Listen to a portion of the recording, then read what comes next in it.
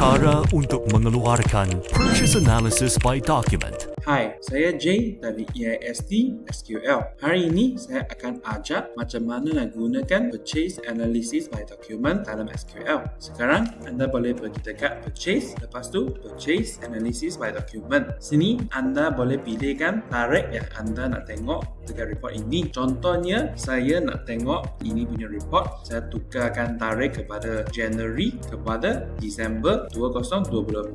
Lepas tu, sini anda boleh pilihkan supplier yang anda nak tengok, ataupun kalau anda nak tengok semua pun supplier, anda tak payah pilih apa-apa dekat sini. Contohnya saya apply. Sini anda boleh tengok dalam tahun ini saya adalah receive purchase invoice dalam amount ini, lepas tu cash purchase dalam amount ini. Kalau anda nak tengok dokumen yang lain, anda boleh tick dekat sini. Contohnya saya nak tengok good receipt punya amount, purchase return, lepas tu purchase debit note punya amount. Apply. Sini anda boleh tengok GR punya value, lepas tu debit note dan credit note punya value pun ada juga. Ini adalah total amount untuk setahun punya. Untuk CN, sistem akan tolak balik untuk anda boleh dapatkan amount yang betul. Kalau anda tak nak amount sahaja, anda nak tengok sekali dengan kuantiti, anda boleh tik kuantiti ini. Sini anda boleh tengok semua kuantiti tak biar dekat sini. Lepas tu anda boleh pergi dekat preview. Ini adalah report yang disediakan. Sini akan tunjukkan semua transaction punya amount, lepas tu quantity pun sama juga. Sini adalah summary untuk semua punya transaction amount. Ini adalah cara untuk gunakan Purchase Analysis by Document dalam SQL System. Kalau anda suka video ini, anda boleh like and share. Thank you.